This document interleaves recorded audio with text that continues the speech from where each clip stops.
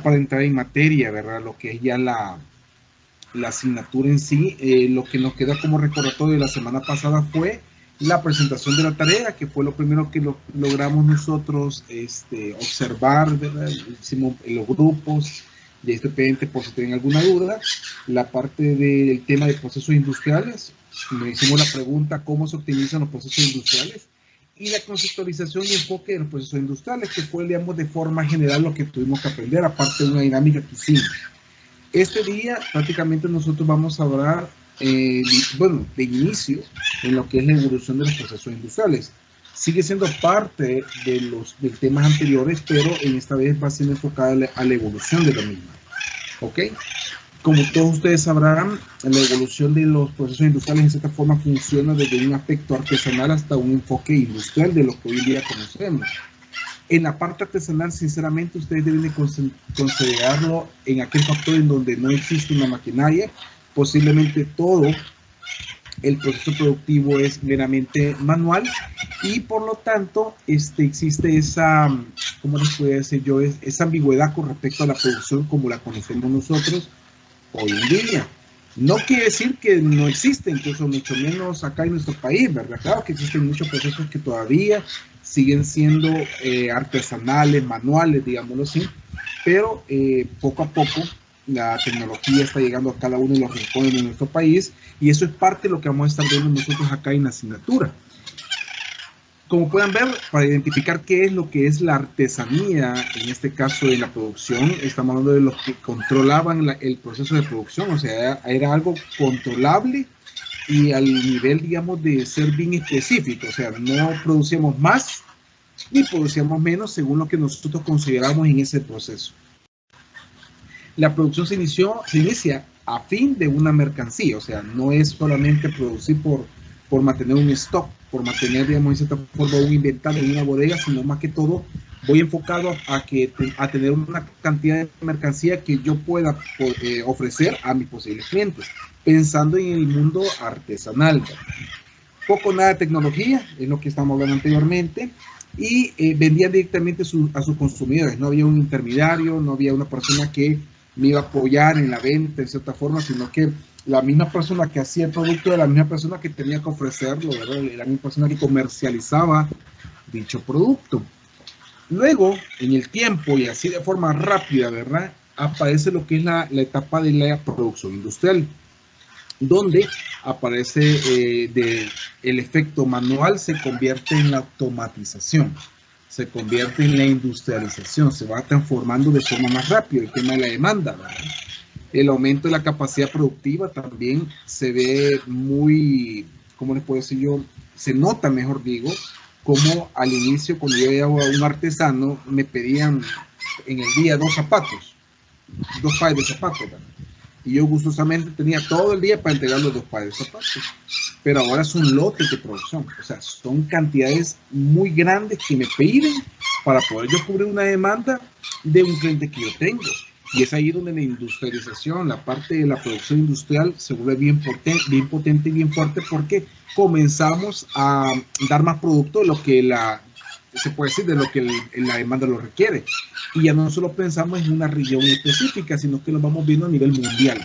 Bueno, como ustedes han de saber, hay muchos productos en El Salvador que actualmente siguen siendo exportados a nivel, digamos, en general en todo el mundo. Es decir, que no el par de zapatos o las máquinas que se están trabajando acá en el país, o la tela, el producto o la camisa, lo que sea, que producimos, no solo queda en la región, sino que incluso se exporta, ¿verdad? Y deja de estar acá, ¿verdad? Y eso es una faceta importante en donde nosotros cubrimos también un rol muy interesante y muy importante de estar dándole empuje a todo ese tipo de producción dentro de la industria, ¿verdad? No se ve en nuestro país.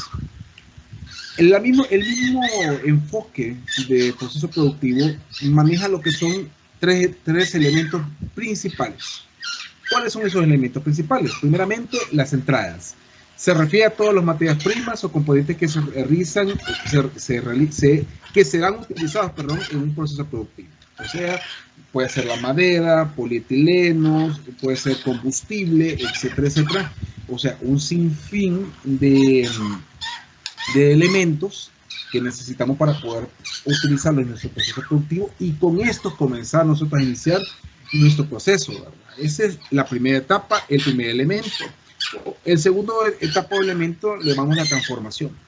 Es la unión o las piezas de ensamblaje de todas las piezas, dice, que se requiere para construir un producto. O sea, en cierta forma, este sirve como un aparataje importante en donde yo necesito, por medio de un proceso productivo, armar una pieza, ¿verdad? Tener claro cómo está constituido, para qué me va a servir su construcción, y gracias a esto yo puedo iniciar un proceso productivo e ir armando ese producto que yo voy a necesitar, digamos, darle a nuestro cliente, ¿verdad? En este caso. Y aquí dice que se refiere a las medidas, reglas o uniones de las piezas. O sea, no solamente se refiere a la unión de las piezas, sino que también a la verificación de los mismos. O sea, no solamente es pasar como lo está haciendo el personaje ahorita, que eso está como uniendo, chocando las tuercas, pero realmente aquí lo que tiene que trabajar también es ver si la calidad es funcional, ¿verdad? Y eso es parte del despiece de lo que es el proceso productivo.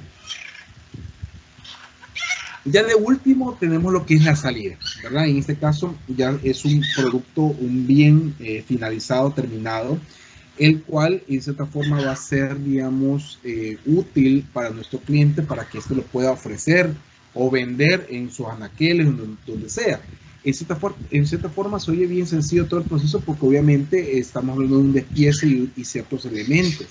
Pero si nos vamos a profundidad, hay muchos factores que tienen mucho que ver con cada uno de los productos o procesos que se están realizando durante este tipo de proceso productivo. Los elementos que tienen de salida, bueno, vehículos, muebles, empaques, lociones, baterías, jugos, etcétera. O sea, hay un sinfín. Y hablando de jugos, se refiere también principalmente a no solo pensar en un aparataje industrial, sino que puede ser también algo artesanal, ¿verdad? Algo de que se está haciendo aquí en una tienda a la par, digamos, por ejemplo. Pero son cosas que ocurren. También deben entender de que todo proceso productivo debe manejar una clasificación. ¿Por qué motivo es necesario tener una clasificación para el proceso productivo? Primeramente, esta clasificación nos permite identificar cómo podemos trabajar algún problema que ocurra dentro del proceso productivo.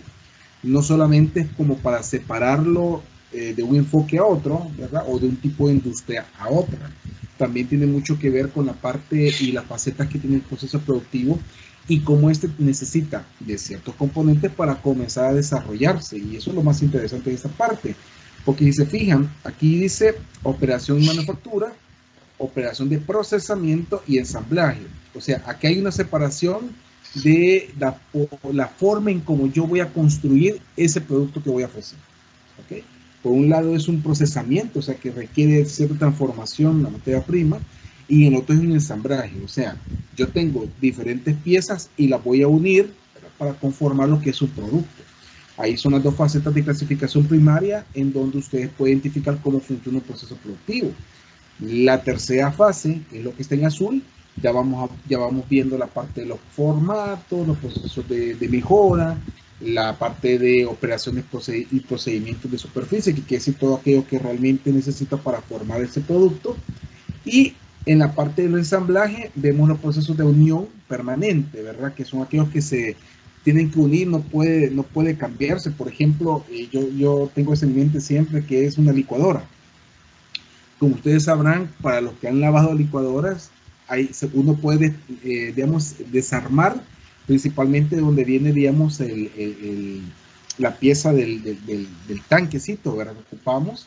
Tiene una tapadera, tiene un tapón en la parte inferior y hay unas espigas, ¿verdad? Entonces, todo eso es desplegable, ¿verdad? Dentro de un proceso productivo, yo tengo que evaluar si estas piezas van a quedar completamente unidas, ¿verdad? Que no se muevan y que queden pegadas completamente, que vamos a hablar de ello con respecto al tema del motor en específico.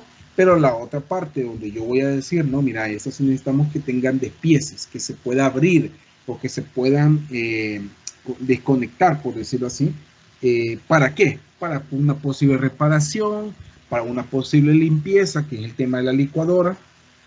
Entonces, eso es parte de las condiciones del producto que yo voy a ofrecer, ¿verdad? Y esa es parte de la eficacia que tiene lo que es la clasificación de los procesos para yo poder entender cómo funciona ese producto y cómo debo de meterlo en el mercado.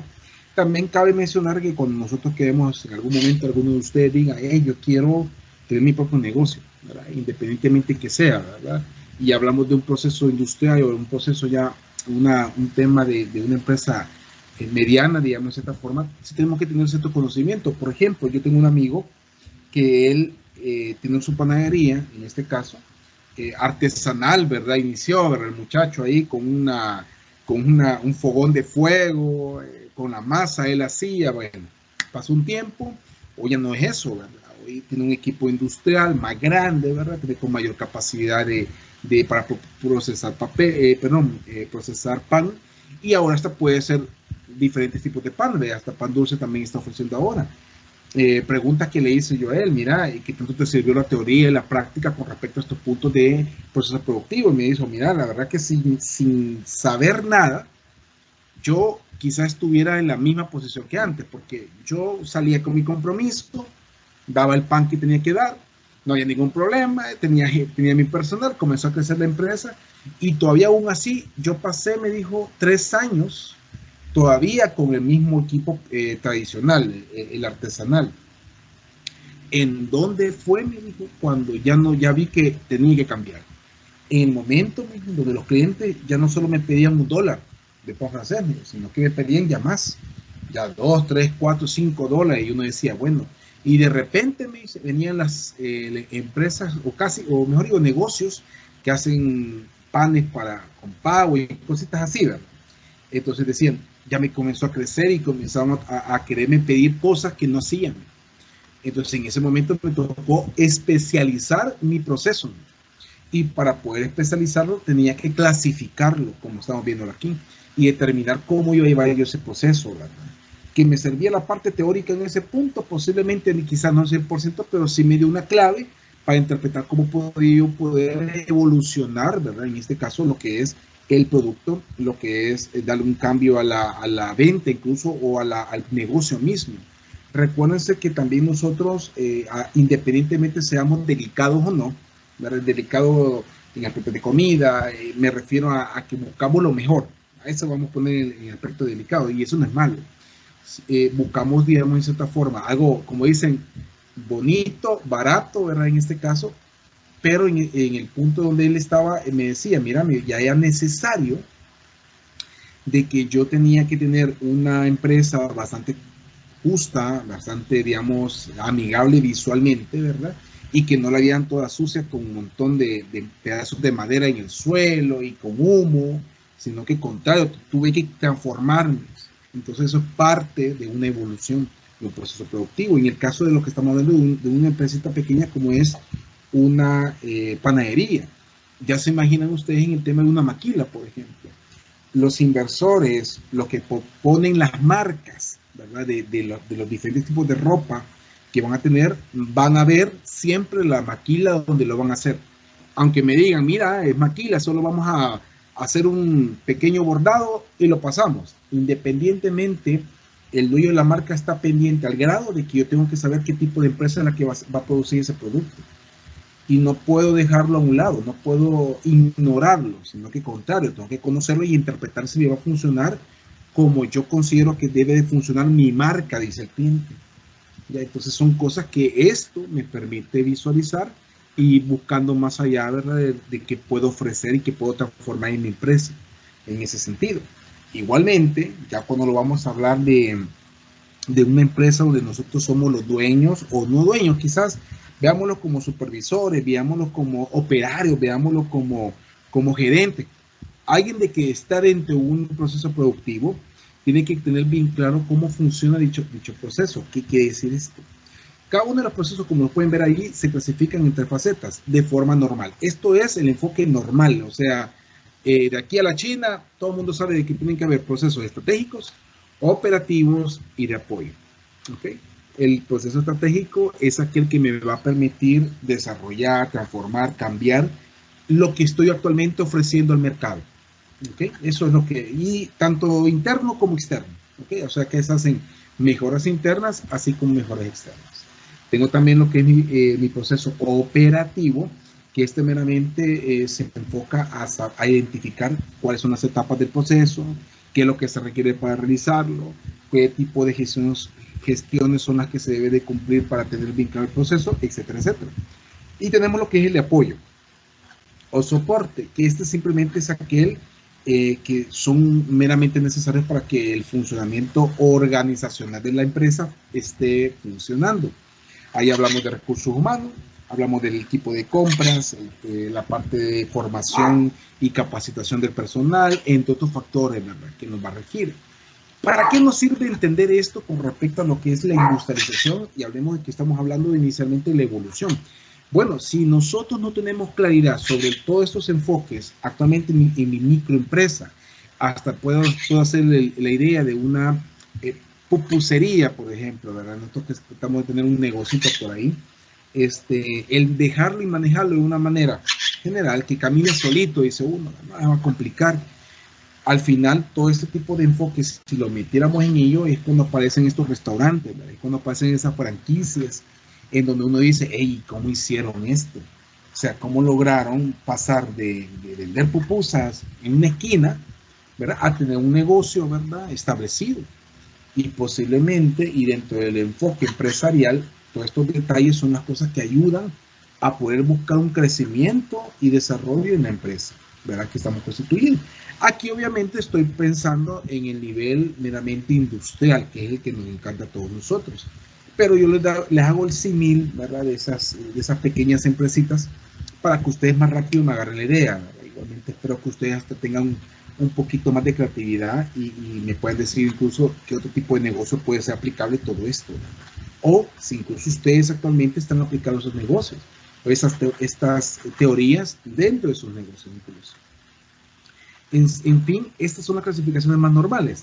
Ahora bien, como ustedes sabrán, la ISO, la normativa ISO, ¿verdad?, o su certificado incluso, han venido no solamente en nuestro país, sino que en el mundo, a quererse implementar de tal manera de que toda empresa tenga que tener esta clasificación de normativa, de requisitos, digamos así, para poder cumplir dicha norma. Es ahí donde viene la ISO y dice, mira, nos dice a nosotros, no solamente son 3 componentes, ¿verdad?, estratégicos, operativos y de apoyo, no solamente. Existe otros más e incluso los podemos robustecer, o sea, hacerlos mejor. Y aparece lo que es el proceso para la gestión de una organización, proceso para la gestión de recursos, proceso de realización y el proceso de medición, análisis y mejora. ¿Okay? Entonces, para la ISO, estos son los 4 factores que tenemos que considerar nosotros para que nuestra empresa vaya cambiando y transformándose en el tiempo. ¿Okay?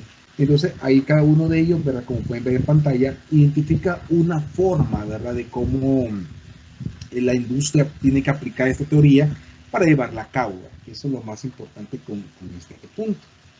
Espero no estarlos aburriendo, ¿ok? Ahora bien, con respecto a lo que vamos a ver a continuación y considerando lo que anteriormente han visto ustedes, hemos venido hablando sobre cómo la industria ha cambiado en el tiempo. Hemos venido hablando cómo hay una evolución, hay un cambio trascendental, tanto en el enfoque industrial, tecnológico e incluso en la parte organizacional. Ahora bien, vamos a hablar un poquito sobre lo que es la industria en El Salvador y sus procesos industriales, ¿ok? Eso va a ser bien general, ¿verdad? Es una breve historia de cómo funciona esto, ¿verdad? Cómo nos ha ido de bien a todos nosotros en nuestro país con respecto al tema industrial. Dice aquí que la búsqueda por el desarrollo por un país, dice, por medio de la industrialización, es un factor fundamental, ¿verdad?, que nuestro país ha querido fortalecer, independientemente del gobierno que haya sido. Aquí es un factor generalizado para todos nosotros. Buscamos de cierta forma hacer un crecimiento económico, ¿verdad?, en base a la industrialización, en base a las empresas, en base a todo este enfoque en que todos nosotros como salvadoreños buscamos ir creciendo en el tiempo. Es así como se va fortaleciendo durante muchos años la industrialización. No es de la noche a la mañana, no es un golpe de suerte, como me decía alguien por ahí, sino más que todo fue algo intencional, fue algo que se llevó a transformarse, y sí hubieron ciertas personas que nos empujaron a poder, digamos, utilizar esa tecnología que existía durante ese momento para poder formar una industria. ¿Ok? Ese es como el enfoque general. A nivel de historia, en sus inicios la economía estaba enfocada en el cultivo y exportación de cacao. Era nuestro principal producto de exportación. Luego se sumaron el bálsamo y el añil, ¿verdad? En la etapa colonial se decidió por el añil, por una gran demanda en Europa. Principalmente ellos fueron los que nos compraron la mayor cantidad de añil en ese periodo de tiempo.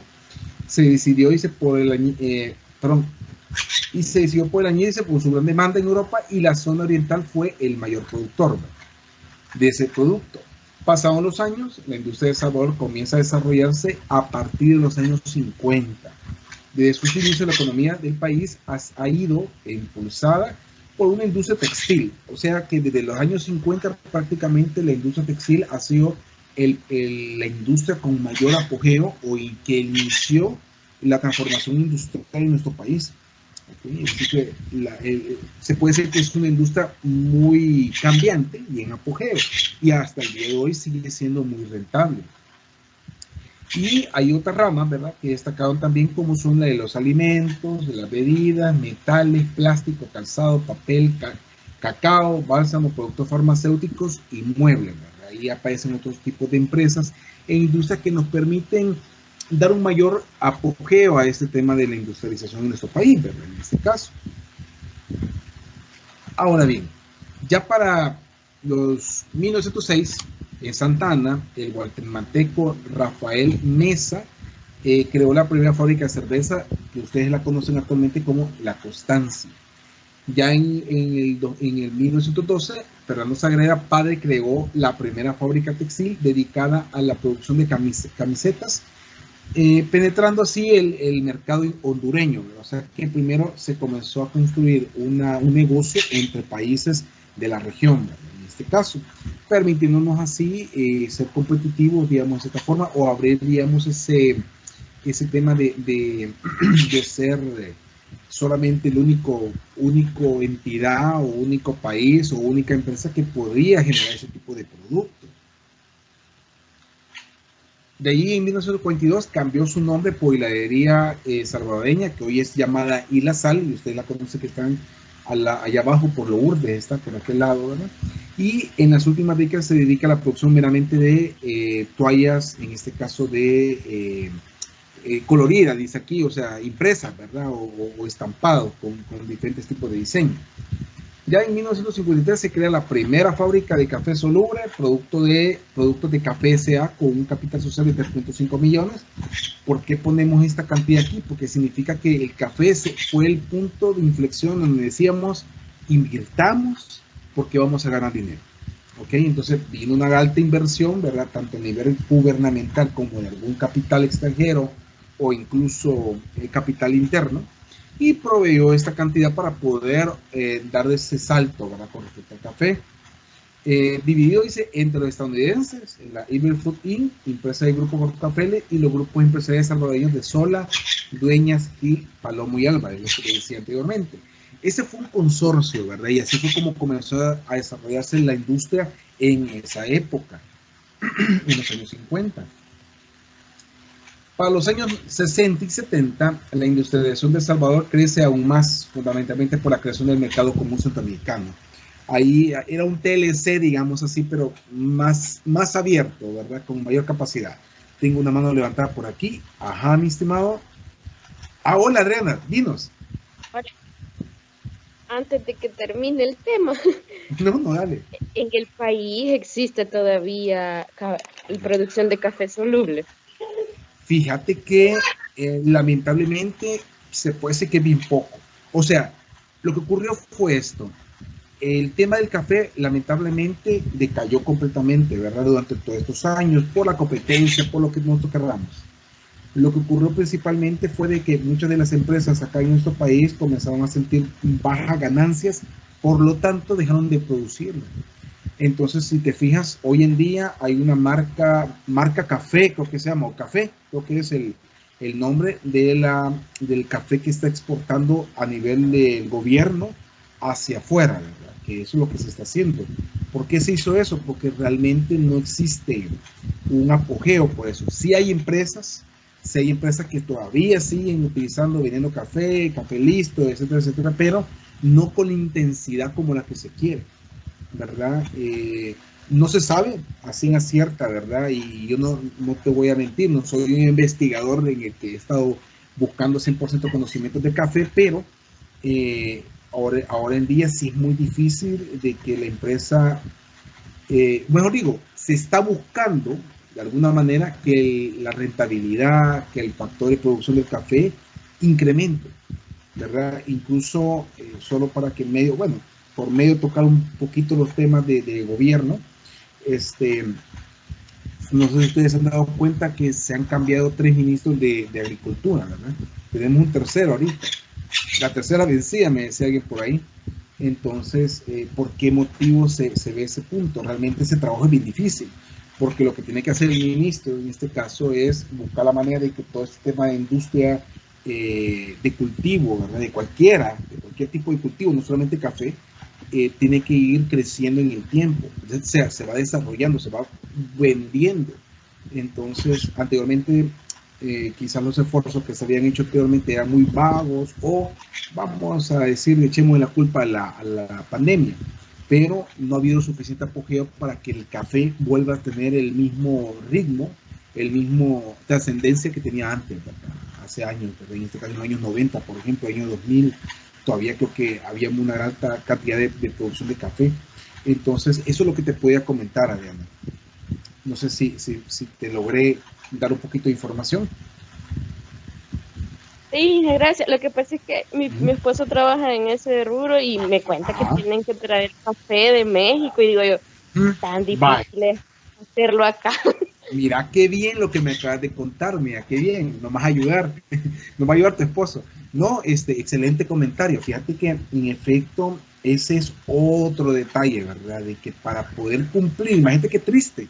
Eso es bien triste porque para poder cumplir, digamos, y si lo vemos en tema de trayectoria, en cómo venía el café venía creciendo, creciendo, creciendo. O sea, nosotros éramos súper mega exportador de café, perdón. Y ahora que nos toca exportar, teniendo una gran cantidad de terrenos en el país, ¿verdad? Que no se cultivan. El café no es ni tan difícil ni tan fácil, simplemente es de tenerle cuidado por el tema de algunos, ¿cómo te puedo decir? Insectos que les gusta ese tipo de producto. Pero qué lamentable que nosotros no podemos tener, digamos, esas grandes fincas, ¿verdad? De café, teniendo ahorita actualmente grandes extensiones de terreno que permitieran tener ese café, ¿verdad? En ese caso, lamentablemente, ¿verdad? Y ahí es donde viene, digamos, el apoyo del gobierno, ¿verdad? Para poder buscar esa alternativa, porque imagínate que en lugar de mandarlo a exportar, porque si uno exporta cualquier tipo de producto, obviamente se pagan aranceles. Si estamos hablando aquí en el país, tú solamente pagarías lo del traslado y el pago del mismo café, ¿verdad? En este caso. Si lo mandas a exportar, pagas aranceles, pagas el IVA, pagas varias cositas. Y si tienes suerte, no pagarías mucho, ¿verdad? Si tienes suerte, ¿verdad? Pero se afecta, ¿verdad? Porque eso, acuérdate que repercute en el tema del precio, ¿verdad? En general. Pero me pareció muy, muy interesante la pregunta. Me llega. Gracias, Adriana. Ay, gracias.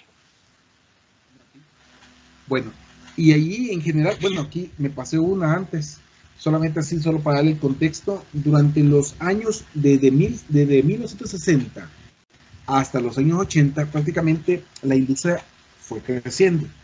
Pero como ustedes, por lo menos la mayoría de los que están acá, han escuchado de la guerra civil en nuestro país, en cierta forma eso sí redujo radicalmente el tema de exportación, el tema de producción, etcétera, etcétera, por lo mismo que repercutió el tema de la guerra, ¿verdad? Entonces, a partir de eso, en este periodo de tiempo que fue prácticamente 20 años más o menos, solamente en ese periodo, ¿verdad?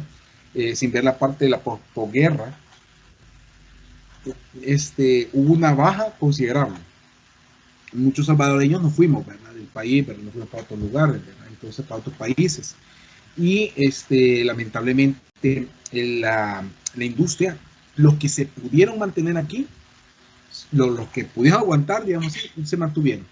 Pero la mayoría se fue y lo que hacía era dejar, digamos, solo encargados acá en el país que mantuvieran la producción lo más que se pueda, ¿verdad? Porque acuérdense que mayoritariamente para esa fecha, para ese periodo de tiempo, uno de los factores que más afectó en el tema de producción eran las caídas de voltaje, no había luz, o pasaba mucho tiempo por temas de problemas, aparte de la situación de la guerra misma, en ese caso. Entonces son detalles que ocurrieron por ese periodo. Ya para los años 90 dice que aparecen los procesos de privatización de los años 90 del siglo pasado. Se hizo una privatización de energía, telecomunicaciones y el AFP, ¿verdad? En este caso, que ustedes vinieron, creo que sí, la mayoría, vinieron ya viendo ya como que eso ya estaba así, ¿verdad? Pero anteriormente no era privado, sino que todo era estatal, digamos, cada uno de estos factores. Es decir, que el gobierno los mantenía. Los cuales, junto con los procesos de globalización neoliberal de este siglo, y ahí hay una parte donde se hace la venta de los bancos, cemento, líneas aéreas, cerveza, ¿verdad? En donde se buscaba privatizar todo este factor, ¿verdad? Porque se piensa que la privatización es un factor neoliberal que permite que la industrialización, que las empresas puedan evolucionar y desarrollarse con capital externo, no con capital interno. Pero lamentablemente hay algo que no se contó en la historia sobre eso. O creo que ustedes ya lo están notando. Por ejemplo, cuando yo privatizo algo, significa que yo puedo vender este algo hacia donde yo quiera. Y en ese caso yo puedo decir, esto que está siendo privatizado acá lo voy a exportar a otro país, a Estados Unidos, a todo lugar, sin necesidad de preguntarle al pueblo salvadoreño ni al mismo gobierno, ¿entienden? O sea, eso es lo que va ocurriendo en esa parte. Por eso cuando se oye, y ese fue un detalle que yo creo que usted, más de alguno lo escuchó, cuando se oye de globalización le duele a uno la cabeza, para algunos, ¿verdad? Porque significa que fue un dolor de cabeza el que nos quitaran algo que debíamos nosotros, ¿verdad? Como un producto interno bruto, ¿verdad? Y se lo dieran a alguien fuera del país, ¿verdad? En este caso, entonces, es ahí que durante los diferentes años que han pasado, después del año, bueno, ya llegando al año 2000 prácticamente, se tomó en consideración de que la globalización tenía que tener límites, o sea, no dejarlo como global, que cualquiera pudiera, por ejemplo, yo encontré agua en mi terreno, y esta agua es de El Salvador, ¿verdad? Es de aquí, pero vengo yo y la extraigo completamente esta agua, por la bombeo, etcétera, etcétera, y me la llevo a otro país. Y los dejo sin agua a ustedes, ¿verdad? Aquí. Entonces, se ha tomado en consideración ciertas reglas, firmas, contratos, etcétera, etcétera, que permiten tener un control más de la nacionalidad o del país en donde se está haciendo globalizado dicho proceso o dicha empresa. Por eso hoy en día nadie quiere oír de globalización ni el tema de privatización, mucho menos. Nadie quiere escuchar eso.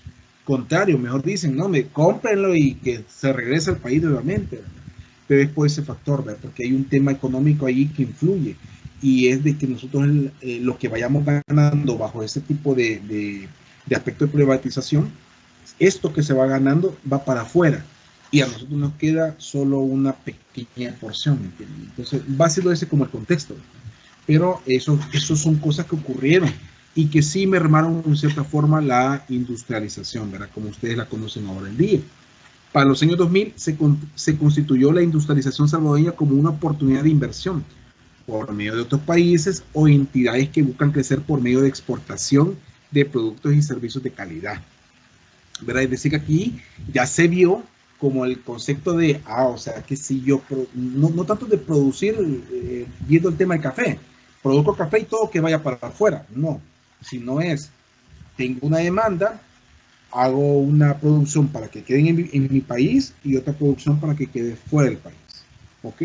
Ahora bien, antes que me hagan la pregunta, ustedes bien saben de que muchos de los productos, por ejemplo, maquilas, prácticamente el 95, si no es el 100% del producto de la maquila va para fuera del país.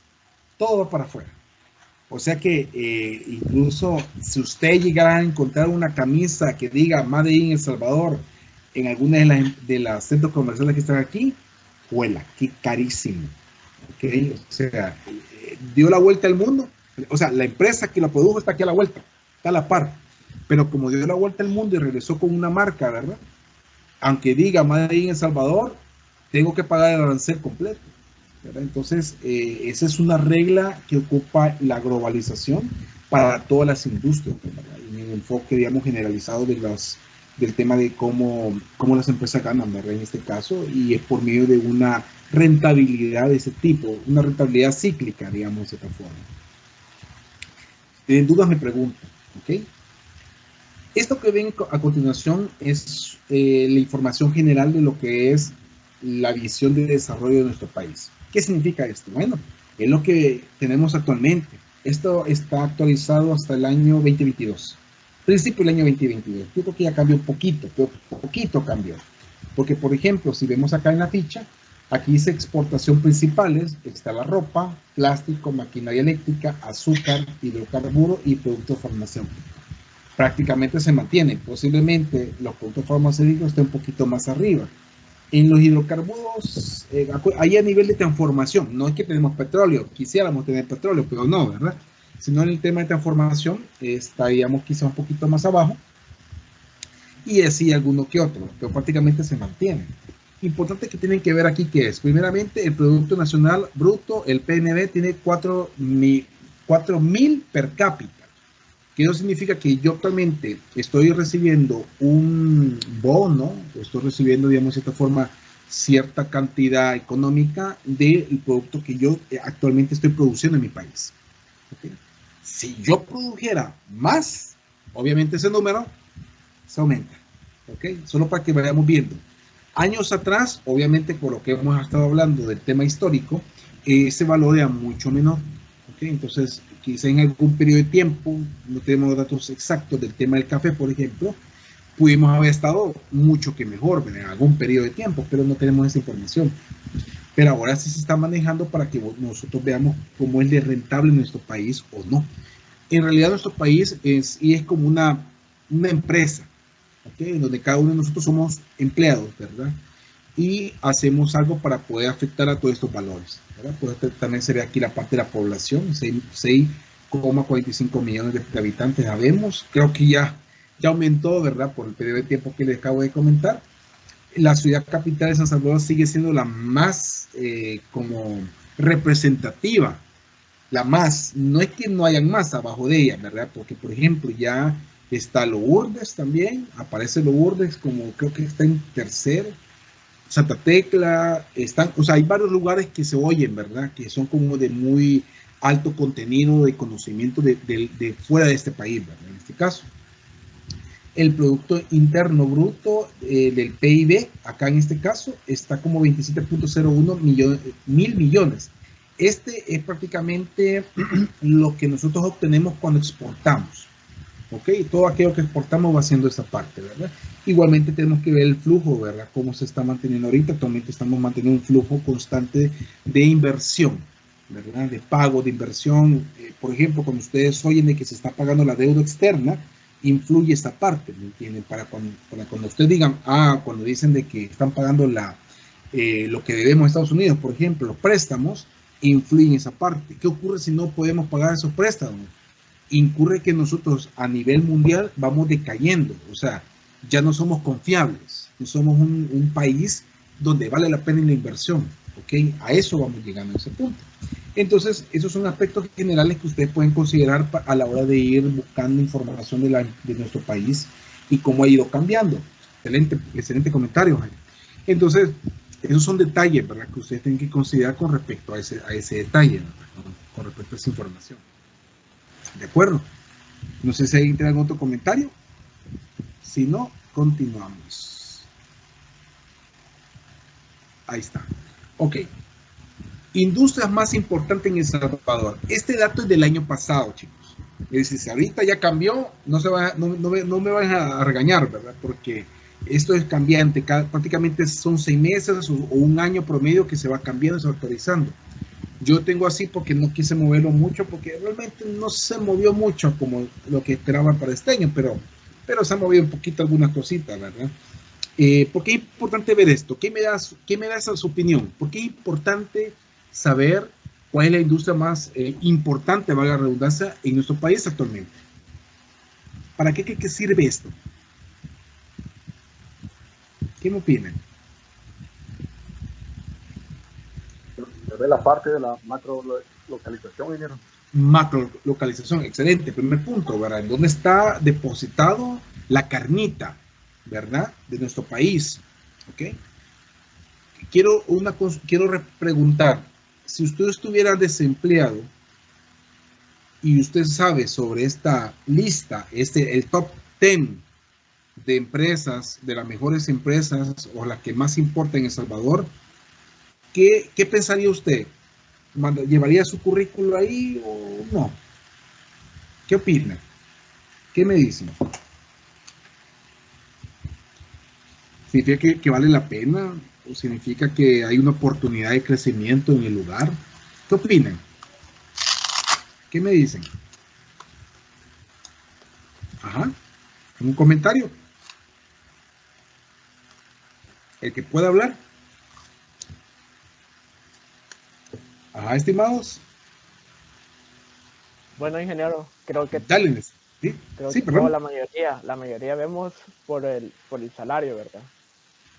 Exacto. Vemos el bienestar de cada uno, la distancia que tanto nos va a costar ese costo en tiempo y dinero, ¿verdad? Desplazarnos a su trabajo. Y la otra es, creo que sería cómo estaría bien posicionada la empresa, qué tan, se puede decir qué tanto va a durar. Y ahí voy a ver yo mi futuro, ¿verdad? Exactamente, qué tan visible es, ¿verdad? Porque, por ejemplo, no sé si alguna vez les pasó a ustedes. Mira, mamá, fíjate que me conseguí un trabajo en la fosa de no sé dónde. Y su mamá se quedó, el papá se quedó así con ustedes, o su esposa, mira, y eso, cómo se come, o en dónde es, en qué país, ¿verdad? Nunca la habíamos escuchado en la vida, ¿verdad? Yo les voy a poner el ejemplo mío con la universidad. Cuando a mí me dijeron de la UTLA, ¿y eso qué es? Ah, una universidad que está en Santa Tecla, porque yo andaba buscando universidad. Imagínense, yo me había ido para la tecnológica, la Gavidia, la Gavidia y la UCA. Y jamás en mi vida sabía que existía una universidad aquí cerquita. Va, así. Y lo bonito que me daba la facilidad de la que ustedes tienen de poder estudiar en ciertos horarios. Entonces, ¿qué pasó? ¿Por qué no era tan conocida si yo vivo en Santa Tecla? Porque nunca la escuché en todos mis años de estudio. Incluso yo estudié en el IRCA, jamás la escuché. Entonces, lo que ocurre con respecto a poder entender el funcionamiento de lo que es, o la importancia que es saber cuáles son las empresas de exportación, es que me está diciendo a mí como un posible como empleado, ¿verdad? O interesado en ir a trabajar en esa empresa, como lo que decía tanto Néstor como los demás ahí, ¿verdad? En el sentido de que, según las consideraciones que yo tenga, y según el tipo de industria a la que a mí me llame la atención, yo puedo ir a trabajar, ¿verdad? Muchas veces nosotros decimos, yo solo quiero trabajar porque quiero trabajar. Pero lo más importante, aparte de eso, es poder decir cuánto tiempo voy a tener disponibilidad de estar trabajando en ese lugar. ¿Okay? Y eso es muy importante también, ¿verdad? Por eso es bueno darnos cuenta, y eso nos lo da la ASI de cierta forma, darnos cuenta qué tan importante es que sepamos qué tipo de industrias son las que son como de mayor apogeo en nuestro país. Eso es un índice de que vamos bien, aunque no nos digan nada. Es un factor en ese caso. Igualmente, el sector más conocido y su aporte económico está desde el nivel 1, voy a ponerlo por acá, que no lo puse aquí porque quería decirles, ¿no? El nivel 1, perdón por el numerito, estoy nervioso, número 1 hasta el último, ¿verdad? Que está aquí. ¿Qué quiere decir? Si se fijan, el sector más importante, textil y confección. ¿Okay? O sea que estamos bien, si estamos en un lugar así, vamos bien por decir. ¿Okay? Número 2, alimentos. Empresas que produzcan jugos, bebidas, comidas, un buen sector. Plástico. Independientemente hablemos del medio ambiente, independientemente hablemos de que contamina, la industria del plástico está en apogeo. incluso le puedo comentar que en México hay una ley que estaba prohibiendo dar bolsas. Ok.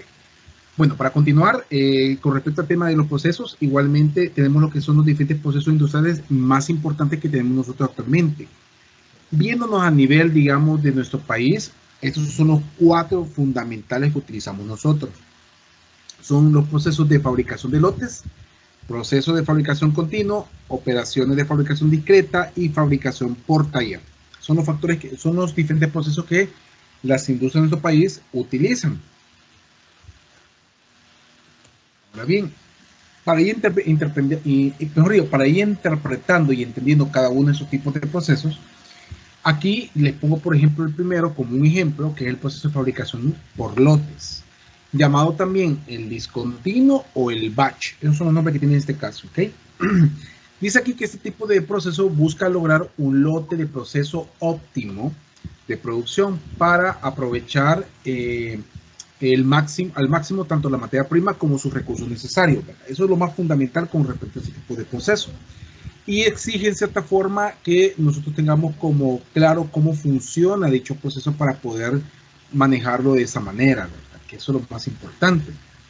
Aquí dice que es especializada o producción específica, ¿verdad? Es la forma en cómo va trabajando. Y los ejemplos que tenemos son la producción de mermelada, ¿verdad? De frutas, mango, piña, fresa, etcétera, fabricación de hielo por peso o cantidades solicitadas, y las industrias alimentarias, textil y farmacéutica que llega a tener, digamos, el similar factor. ¿Ok? Ahí lo que ven aquí en pantalla, en las imágenes, es cómo se fabrica dicho producto, el tema de la mermelada como un factor de entendimiento de cómo funciona este tipo de proceso. En donde, si se fijan, dice que aquí que es un proceso por lote, es decir, que yo tengo cierta cantidad de producto que voy a ofrecer y fabricar específicamente. Yo trabajo hasta este nivel, ¿verdad? De acá, finalizo con la caja de mermelada, y si existe algún otro tipo de producto que puedo hacer, como por ejemplo dulces, ¿verdad? De lo que van en la parte del concentrado, aquí está la siguiente etapa, ¿verdad? Entonces es versátil, si se fijan, se puede transformar el proceso. ¿Ok? Puedo hacer esto o esto. De ahí pasamos a lo que es el proceso de fabricación continuo. En este proceso todas las etapas se realizan de forma simultánea, o sea, de forma instantánea, de forma una tras otra y sin pausas. Entre una transición y otra, produciendo grandes volúmenes, ese es un primer factor muy importante. Ese se compone de líneas de producción dedicadas a producir los mismos artículos, trabajando un tiempo de 24 horas del día, los 7 días de la semana, todo el año. Okay, 7/24, como le dicen unos acá. Una industria usaría ese tipo de repetitivo, dice, para producciones secuenciales de artículos que se comprometen a una alta tasa de producción. La tecnología juega un papel muy importante, ¿verdad? Como lo pueden estar viendo ustedes en la imagen que están viendo en pantalla, ¿verdad? Donde ustedes se fijan de forma automática están haciendo una gran cantidad de productos, ¿verdad? En este caso es un tema de gel, etiquetado, etcétera, ¿verdad? Hola. Hola, Jonathan. ¿Ibas a decir algo? No. Ya me quedé picado. Ok. Entonces. No, ingeniero, que acabo de llegar a la casa y se me activó el audio. No, tranquilo, no te preocupes. Ok. Bienvenido. Okay. Bueno, gracias, ingeniero. ¿Cómo no? A la orden. Un ejemplo que para este tipo de producción sería la producción de energía eléctrica, gasolina, algún producto químico, fabricación de papel, automóviles y electrodomésticos, ¿verdad? Que son los más generalizados para este tipo de industria. Para el caso de los procesos industriales de operaciones de fabricación discreta, dice aquí que utiliza una línea de montaje o producción para desarrollar su proceso, el cual es extremadamente diverso. Diverso es que es muy amplio, ¿verdad? Tiene muchas aristas para su desarrollo. Con una variación, dice, en la configuración de producción y frecuencia de cambio más alta. Esta se realiza para crear solo un producto a la vez. Es así que son grandes, dice, los productos que pasan por este modelo de fabricación, debido al tamaño de la demanda y la continuidad entre ellas, y son cantidades muy pequeñas a ser producidas. Este se ejecuta, dice, la producción en el mismo lugar, se lleva a cabo varios procesos de fabricación para producir estos artículos, ¿verdad? Ejemplo, fabricación de aviones. como son productos bastante grandes, ¿verdad? Requiere un espacio muy amplio. Aviones, barcos exclusivos, aeroespaciales, automotriz, la alta tecnología, cuando son equipos grandes o, digamos, maquinarias que son automáticas, ¿verdad? Para una industria muy amplia. La parte electrónica, fabricación de maquinaria, embalaje, plástico, mueble y zapatería, ¿verdad? Son los aspectos que se tienen en zapatería cuando es por tema de demanda. No porque puede ser un zapato pequeño, pero por la demanda que puede ser bien específica, como es aquí, pequeña a ser producida, yo requiero de ese tipo de proceso productivo para poder controlar lo mejor que puedo en el proceso. ¿Ok? Esos son como algunos ejemplos que podemos tomar en consideración. Okay.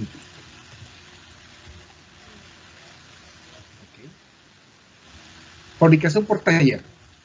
Ese tipo de proceso industrial utiliza áreas de producción en lugar de la línea de montaje. Eso se debe, dice, a que el proceso produce lotes más pequeños de producción generalmente personalizados. Es casi similar que el anterior, solo que aquí es el espacio, es el lugar donde se va a realizar la producción y más pequeña. No requiero de un espacio muy grande para hacer la producción que yo necesito.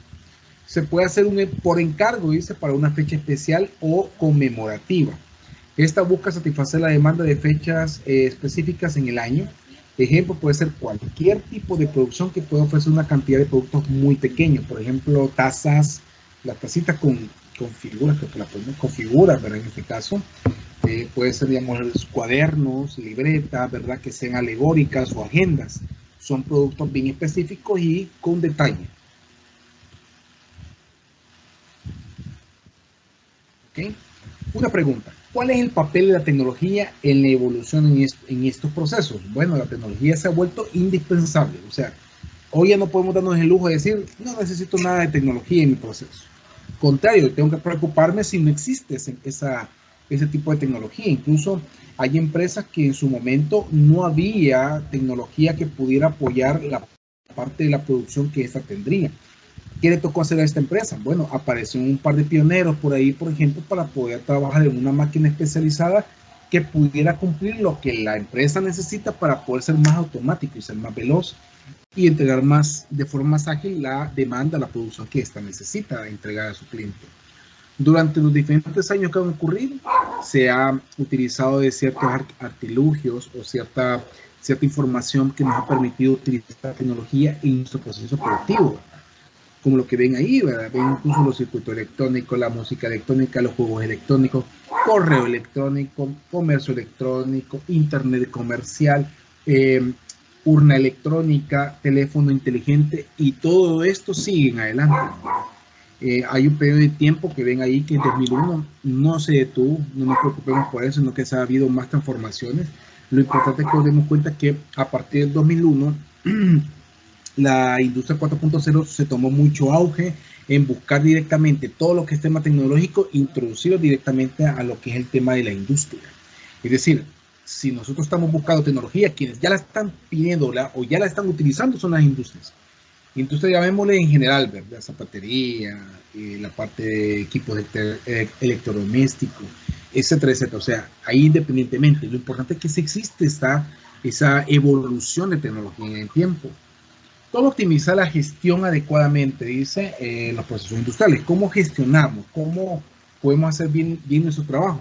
Para este punto, tomando en consideración de que anteriormente habíamos hablado de la tecnología y cómo esa se iba transformando y nos iba ayudando, y ahora vámonos a pensar ya ¿cómo les puedo decir yo esto? Como aquellas entidades o aquellas personas que van buscando desarrollar alguna mejora en la empresa. Tenemos lo que son los enfoques de planificación, mapear todos los procesos, simulación y prueba, ejecución, monitoreo, implementación de mejora. ¿Qué significa todo esto? Significa que prácticamente estoy diciendo que para yo poder implementar algo nuevo dentro de una organización, tengo que tener una planificación, tengo que haber hecho un mapeo de procesos para identificar dónde están los procesos que me ocasionan posiblemente mayor dificultad para mi producción. La simulación y prueba es cuando yo ya digo, ya tengo una forma de poder trabajar este proceso, ya tengo una forma para poder entregar este producto de mejor manera, pero lo voy a hacer de forma piloto, voy a hacer una prueba en mi proceso. ¿ok? Si yo tengo 4 líneas, una de las líneas la voy a hacer que lo haga de forma diferente. La ejecución es llevarlo a cabo, ¿verdad? Ya tener un software, ya tener, digamos, información para poderlo aplicar, una metodología que pueda implementar. El monitoreo es el tema de los FPG, el tema de las métricas, las metas, los indicadores, que es indispensable para poder identificar cuál es mi estado actual, o sea, una norta, en este caso, que yo puedo definirme con respecto al proceso y qué es lo que yo espero como expectativa para la evolución de ese proceso. O sea, si en la nota tuve 5, yo lo que espero un 7, por lo menos en la próxima revisión, ¿verdad? Entonces, sin el monitoreo no tengo esa información. Y sin esa información yo no sé si estoy haciendo bien las cosas o las estoy haciendo peor que antes. La implementación de mejoras. El seguimiento debe ser continuo para encontrar los inconvenientes y promover mejoras que permitan la optimización de los procesos de la organización. Es decir, yo necesito también pensar qué tipo de herramienta, qué tipo de tecnología, qué tipo de proceso puedo yo actualizar, mejorar, cambiar, ¿verdad? En el tiempo, dentro de mi empresa. Si yo no contemplo ninguno de estos factores, no se preocupen, la empresa va a durar en muy poco tiempo, ¿ok? Ya se les va a quitar el dolor de cabeza. Pero si yo pienso en realidad que vale la pena ir creciendo, desarrollándose, ir como dueño, como supervisor, como jefe de planta, como encargado o de una estación de trabajo, yo necesito tener claro estos puntos para comenzar a tener una metodología de mejora dentro del proceso, ¿ok? Y ese es cómo. La industria más importante en El Salvador.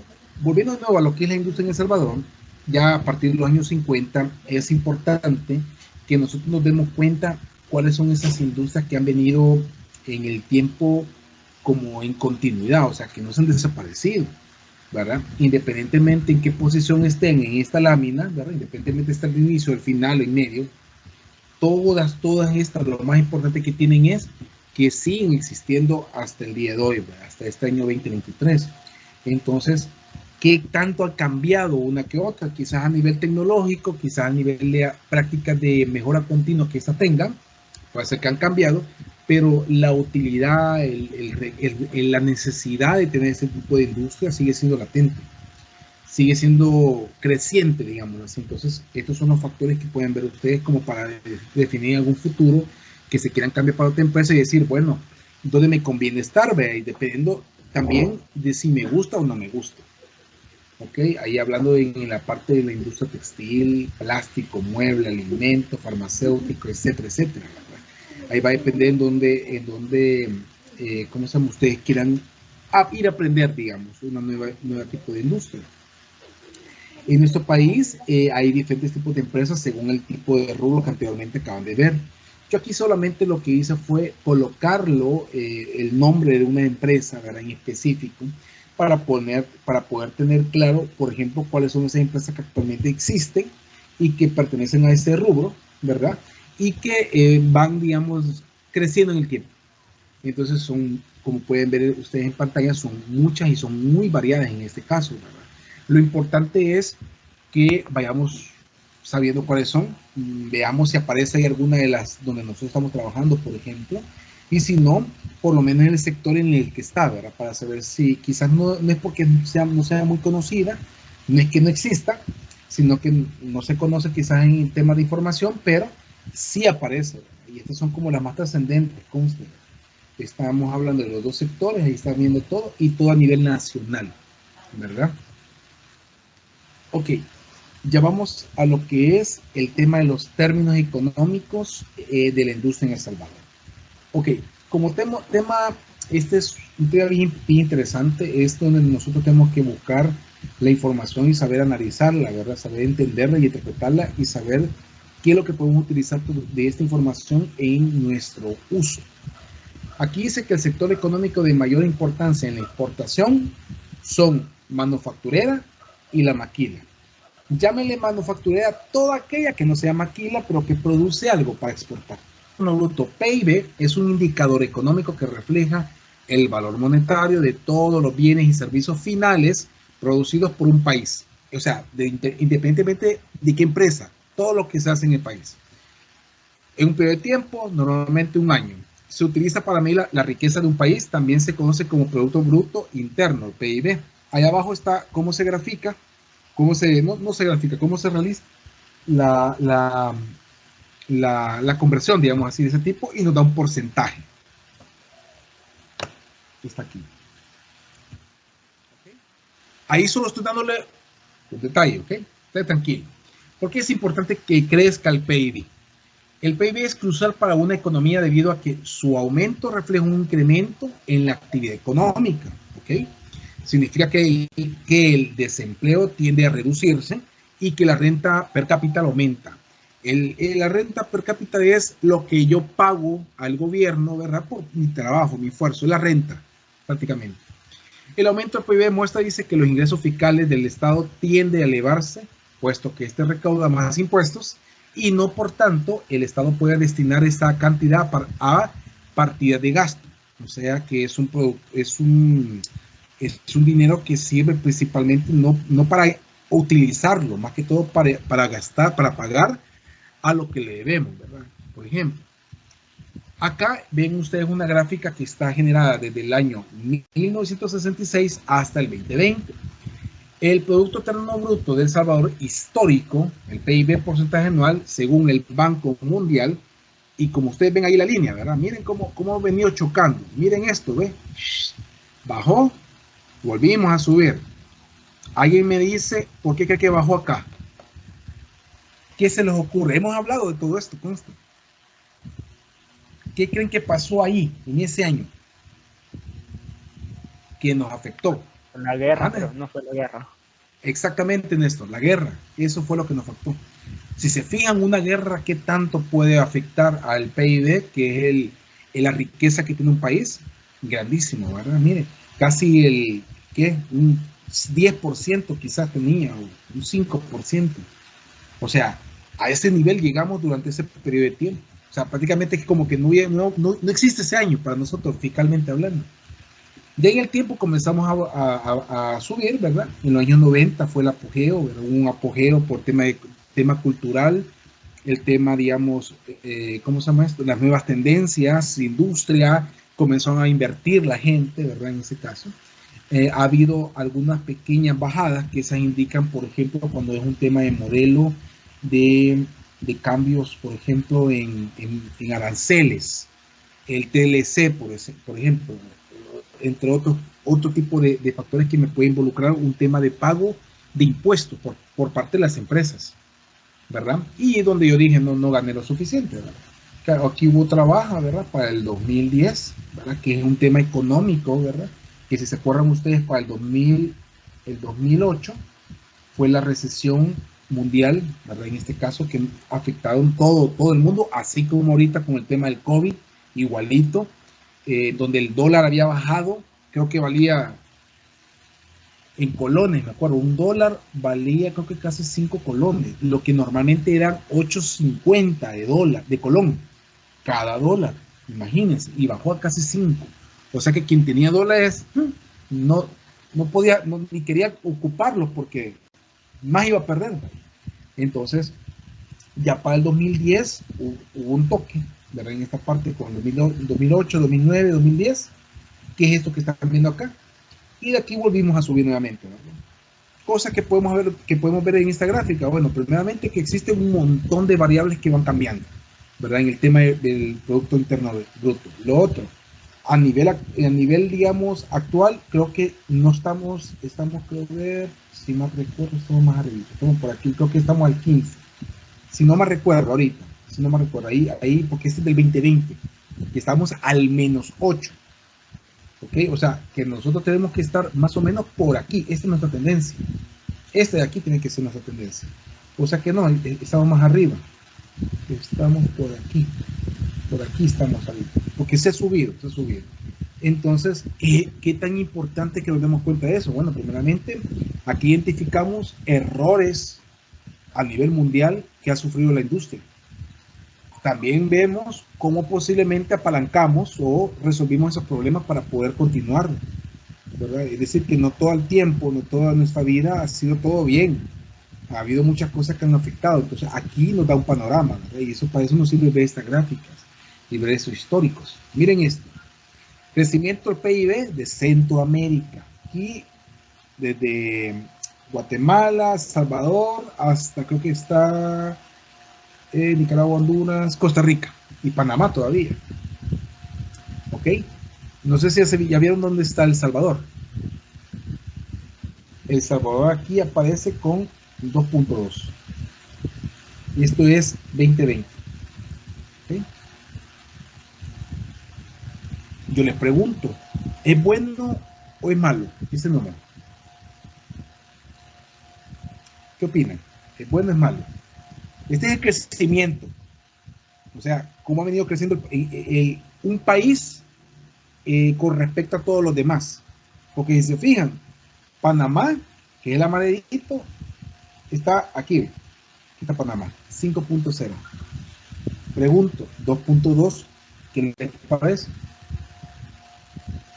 ¿Vamos bien? Es un dato bastante bueno. Sí, independientemente, no es un número que, no es un 7, no es un 10 como el que nosotros nos sacamos en el examen, pero en efecto, es un valor positivo. ¿Ok? No nos vamos a preocupar. Miren lo que pasó para el 2020 y yo les haría la pregunta de aquí. Imagínense en el futuro ustedes sean docentes. ¿Ok? Pasan 10 años más ahí, más menos de 10 años, 5 años. Y le digan a sus alumnos, miren, díganme por qué motivo bajó el PIB ahí para el 2020. ¿Por qué? Todos sabemos, la pandemia, ¿verdad? Y la pandemia desgastó a todos los países, si se fijan. Todos estamos aquí, ¿ven? Lo importante es saber dónde estamos hoy, ¿verdad? Ya este punto 2 creo que ya subió. Está un poquito arribita, 2.5, algo por ahí creo que está más o menos, creo, si no me recuerdo. ¿En qué momento y cómo se logra subir ese valor? O sea, ¿cómo logramos llegar hasta, pongámosle, Panamá? O imagínense que tuviéramos 5.0. ¿Ya? ¿Qué significaría eso para nosotros? ¿Qué ha ocurrido en el país para lograr ese valor? Y aquí viene un detalle, fíjense bien, y lo voy a poner así a manera de experimento, no tema político. Yo en político a nivel de educación no me meto, y que me siguen en mis redes sociales saben de que no mucho, ¿verdad?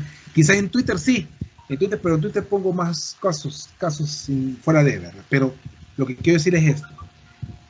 A nivel nacional se espera que según los cambios que se han hecho a tema de seguridad, el segundo paso que debe de cambiar tendría que ser ese.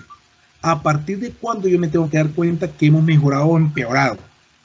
Este año, final de este año, póngale noviembre, diciembre de este año, y vayamos a revisar esta información para ver cómo estamos nosotros.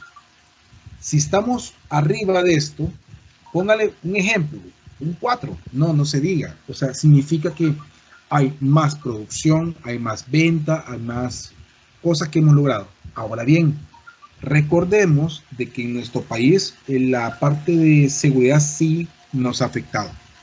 ¿Ok? O sea, sí ha habido afectación. Entonces, si quitamos eso, quedan otro, es como hacer un Pareto, ¿verdad? El Pareto, la problemática más complicada era la seguridad, la quitamos. Ahora, todas las demás que quedan en la parte de abajo, en la parte inferior, son los otros puntos de Pareto que nos toca arreglar. Es ahí donde nosotros decimos, bueno, ¿por qué no logro elevar mi PIB?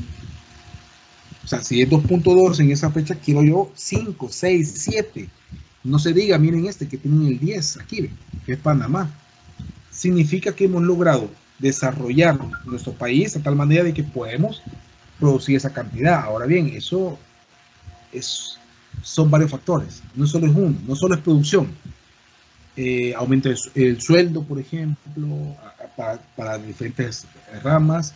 No es el aumento de sueldo nacional, ¿verdad? Que tenemos que 3.50 y algo, sino que ya dentro de cada una de las empresas, ¿verdad? Por ejemplo, uno de ustedes me dicen, no, mire, yo desde 2018 no me han aumentado, ¿verdad? O yo me tuve que cambiar de empresa para ya trabajar a otra porque no me aumentaban aquí. Aquí sí me dieron un poquito más de lo que estaba pidiendo. Pero ha sido pues la situación, ¿verdad? Porque son varios los factores que se tienen que intervenir para poder lograr aumentar eso. Es por eso que se dice, no, mira, en Panamá es otro nivel, es chivo, ¿verdad? Porque en teoría en Panamá hay ciertas variables que las logran controlar para que avancen. En nuestro caso, ustedes saben de que nos hace falta muchas cosas. Entonces, esto para que ustedes pongan mucho ojo, ¿ok? Y podamos nosotros ir visualizando este detalle en el futuro, para nuestro conocimiento. ¿De acuerdo? Eso es con respecto a eso. Bueno, chicos, esta sería, quiero ver cómo vamos con la información, porque aquí ya casi terminamos. Un poquito falta. Voy a introducir un poquito lo que es este tema, porque con ese tema vamos a cerrar el día de hoy. De ahí la próxima semana lo vamos a ver allá en la universidad y vamos a terminarlo. Y va a ser mucho mejor porque sí hacemos la práctica que quiero hacer. Este tema, saliendo de lo que acabamos de ver ahorita, el PIB, el tema de crecimiento y desarrollo de nuestro país y la industria en efectivo, también hay que tomar en consideración que existe algo que es el desarrollo creativo que nos puede servir a nosotros para poder buscar alguna alternativa, para poder mejorar nuestros ingresos o mejorar incluso lo que nosotros hacemos en nuestro trabajo. Es ahí donde este tema nos permite en cierta forma desarrollar, entender, interpretar cómo la creatividad me puede ayudar a mí a poder, digamos, desarrollar más allá de lo que actualmente soy, digamos. ¿Ya? Y esto tomando en consideración desde los años pasados que se ha estado utilizando dicha herramienta, digamos así, en diferentes lugares, no solamente en la universidad, no solamente en mi trabajo, no solamente en mi casa, en todos lados. Dice aquí, las empresas innovadoras premian el éxito, celebran el fracaso y castigan la inacción. Esto lo dice Robert Sutton, que fue, digamos, en cierta forma, un conocedor financiero, ¿verdad? En este caso, un conocedor del tema de negocios, en donde él pensaba de que si la empresa se quedaba con los brazos cruzados mientras ocurría una pandemia, iba al fracaso. O si estaba durante una pandemia y seguía ofreciendo lo mismo de siempre, posiblemente no iba a haber nada más nuevo después de la pandemia. Caso, por ejemplo, muchas empresas que ganaron, bueno, jugamos a ¿cómo se llama esta empresa de entregas? Creo que Hugo, ya habíamos hablado de Hugo nosotros. Hugo en El Salvador ya no existe, ¿verdad? Entonces, Hugo en su momento, en el apogeo de la pandemia, no, hombre, a vender, o sea, tenían cientos de motos y todo bien. Media vez la pandemia comenzó a bajar, hoy tenemos un montón de tráfico nosotros, ¿verdad? Y ya no existe la empresa. Hugo buscó la manera, no les voy a decir que no. Incluso nosotros tuvimos la oportunidad de tenerlos a ellos el año pasado por un tema de emprendimiento, por un tema de ver cómo puede mejorar dicha organización. Pero no se pudo, no se logró por tema de inversión. El tema de gasto de la motocicleta fue un factor que influyó. Pero bueno, en fin, inacción significa no voy a proponer, no voy a hacer nada en absoluto. O sea, eso automáticamente no se debe hacer, ¿verdad? Hay una innovación y eso quiere decir premio. Hay un fracaso y eso significa castigo. Castigo al final podemos hablar también, o mejor celebrar un fracaso, dicen que el éxito es celebrar el fracaso. Da a entender de que nosotros también tenemos que considerar los fracasos como un punto de injerción para poder cambiar y mejorar. ¿Okay? Eso es importante. A partir de todo ese punto, nos dimos esa pregunta, ¿qué es creatividad? Y muchos de nosotros tenemos la respuesta así rápido, con una palabra para ustedes, ¿qué es creatividad? Con una palabra, sea la que sea, que se le venga a la mente, ¿qué es creatividad? Con una palabra. Ajá. Vamos a ver, ahí que no sean los mismos de siempre. Imaginación. Inacción, ok, excelente. Va una. ¿Qué Ingenio. más? Ingenio, excelente. Crear, Bárbara, gracias Gabriela. Bárbara, me llega.